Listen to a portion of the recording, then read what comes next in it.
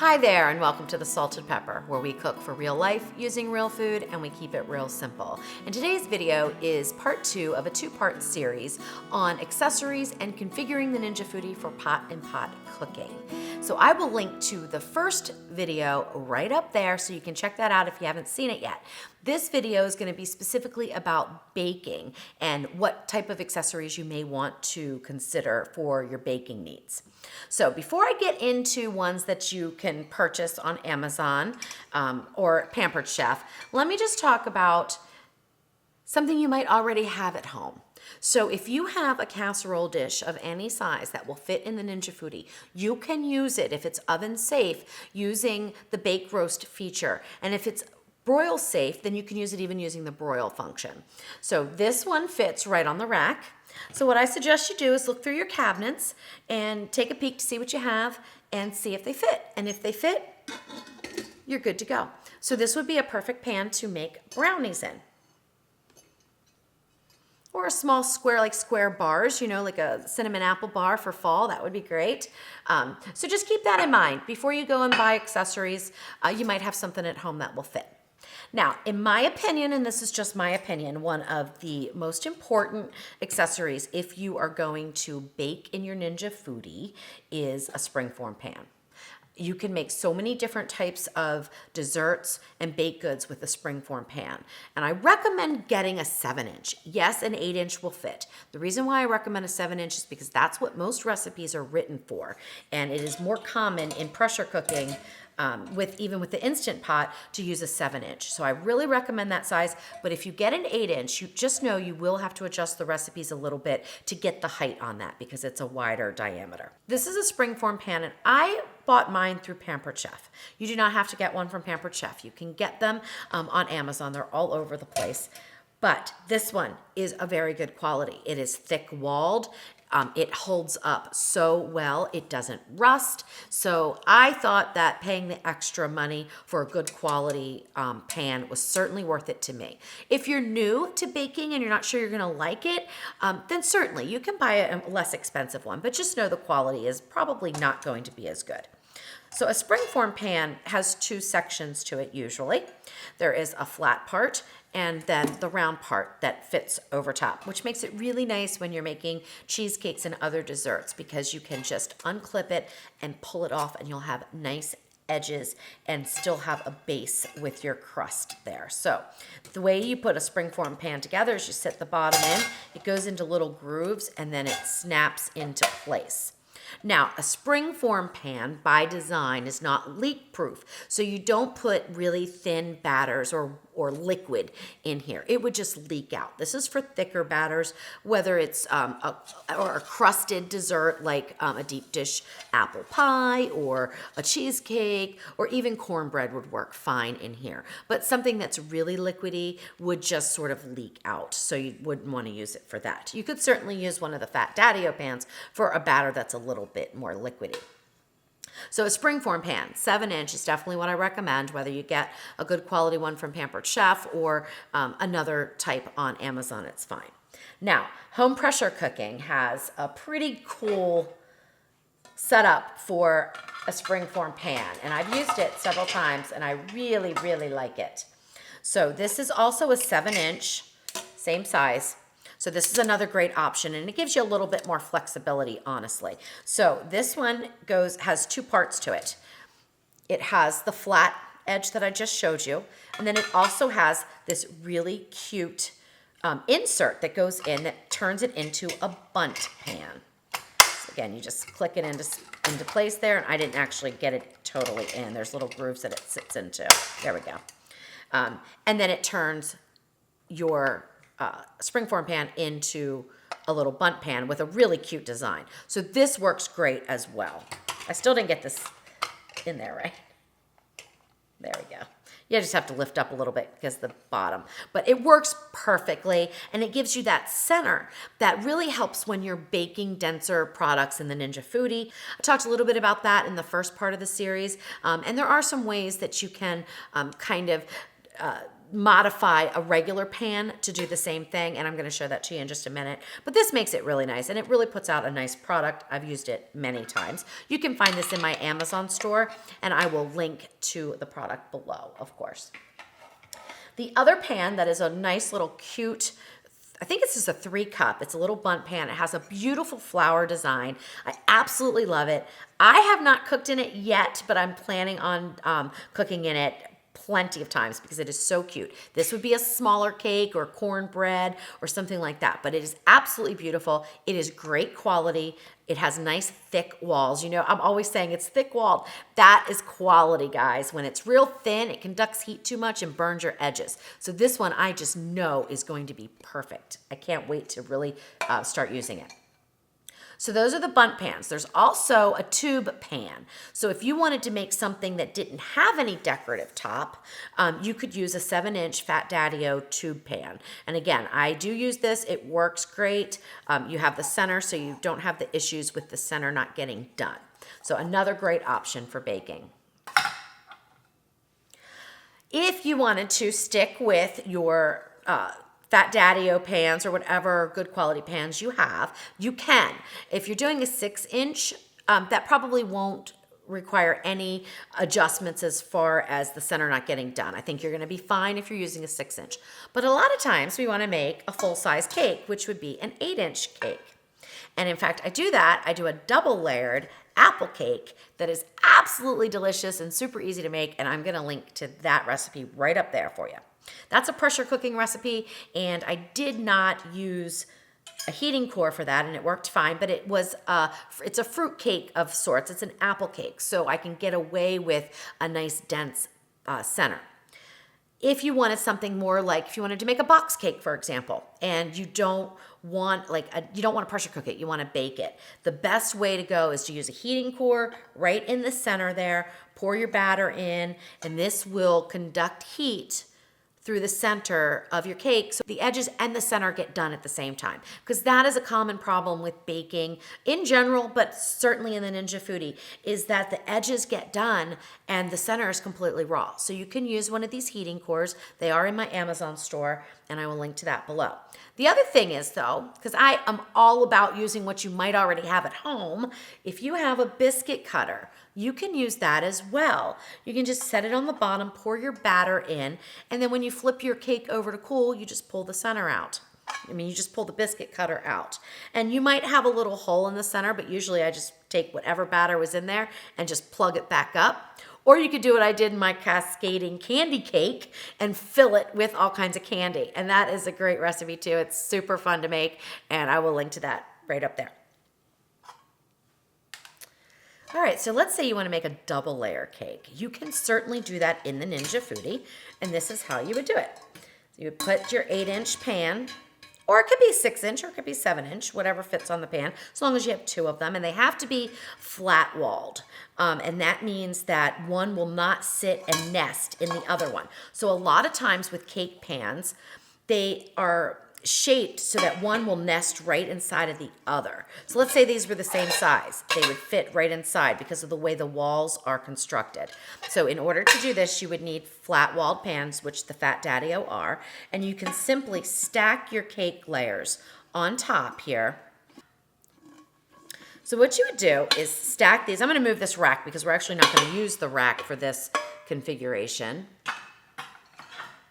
We're going to use something else. So stack your pans on top of each other. I usually put either a layer of foil or maybe one of the silicone covers on there so that you don't get any moisture in. Because believe it or not, that moisture, it will seep in any which way it can, for sure. You don't want your cake soggy. And then I usually just set it right on this kind of a rack. And the 8-inch is a little bit big for this, but I make it work. I just pull the edges out and just make it kind of sit there. And it will sit. All right, that's good. Now, it's not perfect, but it works. And you put your other layer on, and you can layer your cakes into the Ninja Foodi.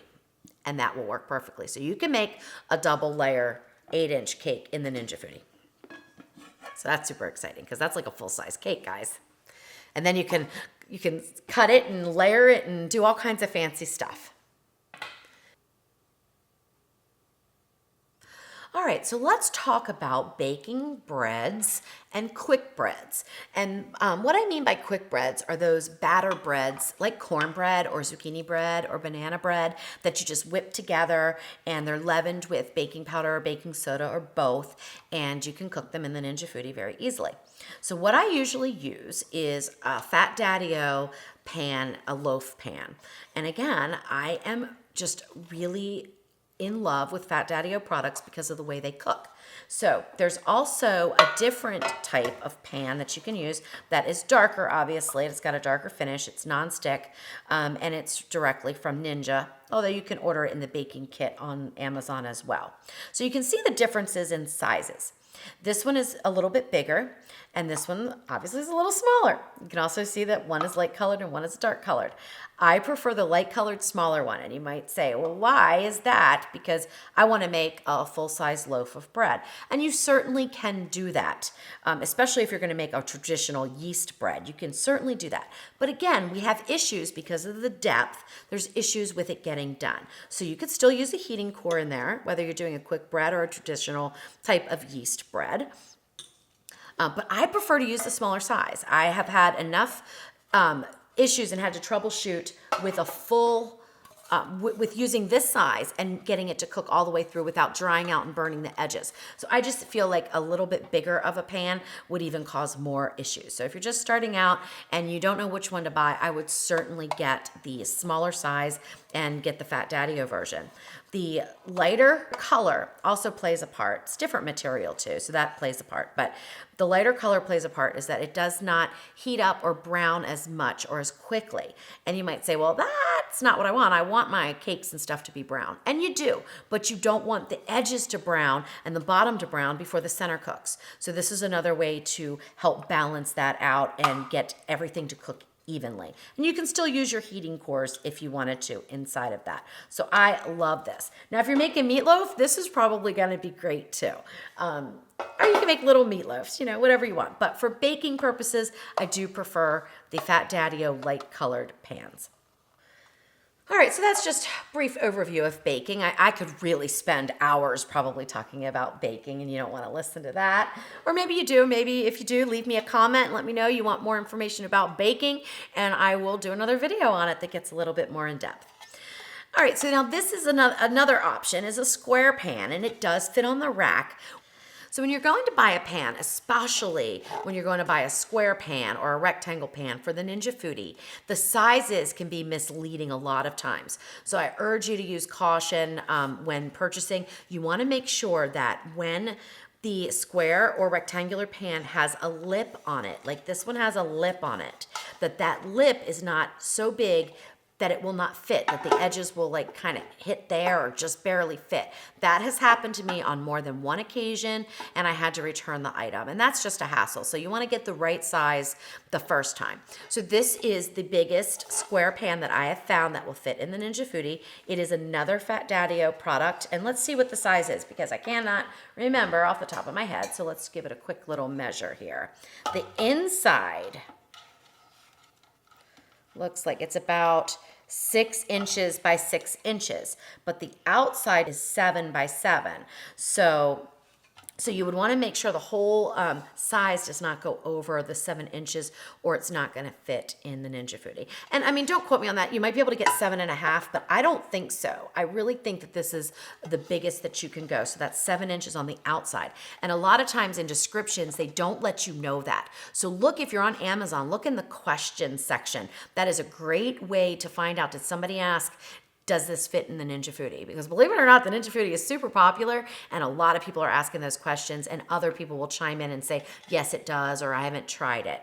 And if you have any questions, you could always send me an email at louise@thesaltedpepper.com, and if I can figure out whether it'll fit for you, I certainly will. Because I hate for people to buy the wrong products. They don't fit. It's frustrating, especially when you buy it and you want to really make something right away. So this is a great pan for baking in, and you could do all kinds of things in it. I mean, you could bake cornbread, you can bake square cakes, you could do bars, you know, if you wanted to do some kind of a cookie bar or cake bar, something like that, you know, an apple square, whatever it is, you could do it. So another great option for baking. And then the last thing I want to talk about is just a few little utensils that make baking super easy to do in the Ninja Foodi, because we have to keep in mind that certain things are non-stick, like the bottom of the pot is non-stick. So I recommend getting a knife. This one's from Pampered Chef, but you can get one anywhere, I'm sure. And it's a nylon knife, so it will not scratch. So even if you're making something right in the Ninja Foodi, you could cut into it and serve it that way with using a knife. It also works great when you're going to cut your cheesecake. And I'll show you what has happened to me because I haven't used the right utensil. I have scratch marks. Now this does not affect anything. It's been fine for me to use, but it's scratched up, you know, and when you spend money on quality accessories, you don't want to scratch them up. So this works great for going in and cutting your cheesecake or whatever else you made in your non-stick surfaces. Even the Fat Daddy-O, I usually try to use them, even though the scratches are totally different and they don't like take off any finish or anything like that, but mine's scratched up from using metal, and so I try to use these kind of nylon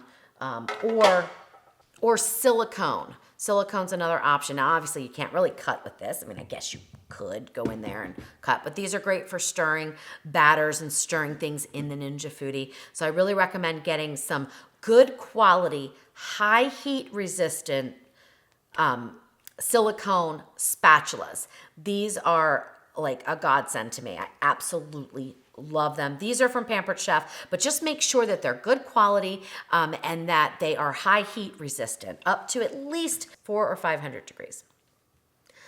The other thing that I absolutely love is this little spatula. And the reason being is because it can fit into smaller spaces. This is a Pampered Chef item, but you could get one anywhere you'd like. And I'm gonna measure it for you so you know the size that it is. So from tip to tip, it's 9.5, maybe just a little bit over, but 9.5 inches. And the width is about 2¼ inches. And this makes it perfect for getting into small spaces like the inner pot. So even though you don't think it's small, it is when you go in to lift something up, especially if you want to get out a nice slice of something like I do when I make my overnight breakfast casserole, and I will link to that video right up there. That's a great one, and this is a great tool to use. So you can go in, you can get along the edges and kind of go underneath your food and pull it out. So this is a great tool. It also works great with the Springform pans. You can just kind of go in and get your slice of cake or pie or whatever you made out. A pastry cutter. Now, this is kind of getting out of the Ninja Foodi realm a little bit and just letting you guys know that this was like my favorite thing in the world. If you want to make a lot of crumb toppings and things like that, or biscuits, because I make some incredible biscuits for sure, and I will link to that recipe right up there. So this is great for combining butter and flour, or flour and cookie crust, you know, cookie crumbles, things like that. This is fantastic. It's called a pastry cutter. This one's from Pampered Chef, but you can find them anywhere. All right, so another item that I use all the time is called the scoop and spread. And it's not specifically for baking. It's really anything you want to use it for, but I do really like it a lot, especially using it in the Ninja Foodi, because you can use this little end, which is a little more flexible to get underneath things. You can do the same thing if you want to, you know, try to get around and lift something out of a pan. It works really well without scratching. And then there's also a little sturdier end here that is still safe for nonstick surfaces, but adds a little more friction. So this is great when you need to scrape something off the bottom of the Ninja Foodi. Not specifically for baking, but still something that I use all the time. The other item that I use a lot, especially when I'm baking, is the pastry brush. Now, I recommend getting a silicone top pastry brush and not those bristle kind. Those bristles can actually come out. Even if they're soft bristles, but they're not silicone, I really don't recommend them. They can fall out. They fall out in your food. They get all over the place. And if they're like a wire bristle, that's even worse because there's been instances where they've gotten lodged in people's throats. So you definitely don't want to do that. This is a high heat silicone brush, and I love it.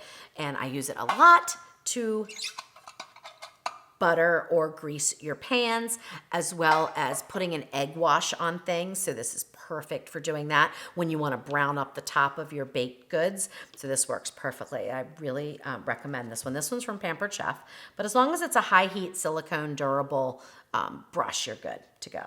So when we're baking cakes and desserts and different things like that, a cake tester comes in handy because you can go around the edges. Whoops. Because you can go around the edges of your food here with this end and kind of loosen them. This is safe for non-stick surfaces, so you can just go right around and not worry about scratching the pan like you would if you were using a regular like butter knife. So this works great for lifting the edge here. So a lot of times when I'm baking, I'll put a little parchment paper liner here so that nothing sticks to the bottom and I can get the cake off easily. And sometimes you have to like kind of pull it off a little bit. So I usually use this to go underneath, and then I can just slide that parchment with the cake right onto whatever serving platter I'm going to use. So this works great. There's also a pointy end that does work. It's a cake tester. So basically, you know, when they say to test your cake for doneness, to put something in the center, if it comes out clean, it's done.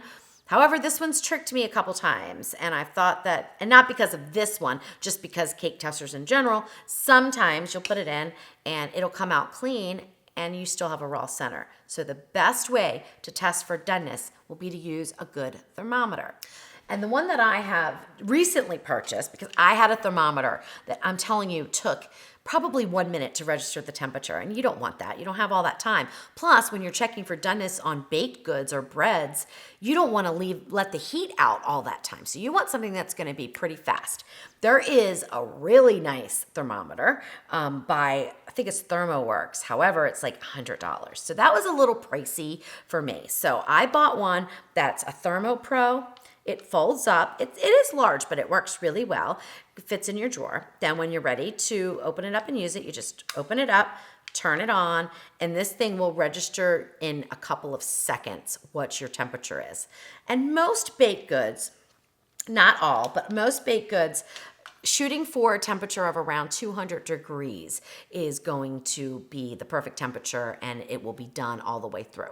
So when you're checking temperatures of breads and desserts and things like that, you want to check them in the center and then a couple of other points around the outside edges, just to make sure that you have around 200 degrees. If it's 197 or so, don't worry about it. You can take it out and then it will finish cooking while it cools. That's why a lot of times when I have a recipe that's a baked good and I say let it cool before you cut into it, and even though it's so hard to do sometimes, if you don't, you're interrupting the cooking process because the heat is still cooking once it's out of the Ninja Foodi, and you want to let it finish up doing its job because that's what's finishing up the center of your baked goods.